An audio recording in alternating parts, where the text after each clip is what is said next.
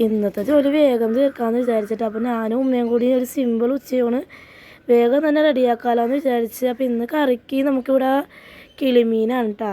കിളിമീൻ കിട്ടിയപ്പം അത് മുളയാറ് വെക്കാമെന്ന് വിചാരിച്ചു. പിന്നെ കിട്ടിയത് പടവലങ്ങയാണ്. അപ്പോൾ അത് തേങ്ങാച്ചാറ് വെക്കാമെന്ന് വിചാരിച്ച് ഒരു പപ്പടവും പൊരിച്ച് അങ്ങനെ ആക്കാമെന്ന്. തേങ്ങാച്ചാറിന് വേണ്ടിയുള്ള തേങ്ങ തരണ്ടേണ്ട ഞാൻ അവിടെ ഇരുന്ന്.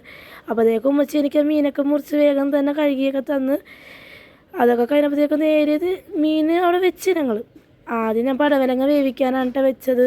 മഞ്ഞപ്പൊടിയും വെള്ളം ഒഴിച്ച് പടവലങ്ങ അവിടെ കിടന്ന് വേവും തോറും ഇപ്പുറത്തെ ചട്ടിയിലേക്ക് അങ്ങ് മീൻ കറീൻ്റെ പരിപാടി നോക്കിയിട്ടോ.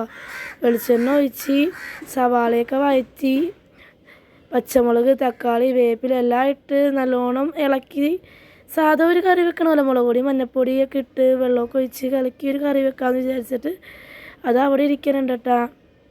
ഇന്ന് എക്സാം നടക്കണ കാരണം അവർക്ക് ഉച്ചവരെ ഉള്ള ക്ലാസ്. അപ്പോൾ കറിയൊക്കെ വെച്ചിട്ട് വേണം എനിക്ക് അവരെ വിളിക്കാൻ വേണ്ടി പോകാൻ വേണ്ടി.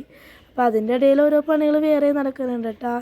നേരെ കറിക്കുള്ള വെള്ളമൊക്കെ ഒഴിച്ച് ആവശ്യത്തിനുള്ള വെള്ളമൊക്കെ ഒഴിച്ച് അവിടെ വെച്ചിട്ടുണ്ട്. അതിൻ്റെ ഇടയിൽ നമ്മുടെ പടവലങ്ങക്കറി അവിടെ ആയിക്കൊണ്ടിരിക്കുന്നുണ്ട് കേട്ടോ.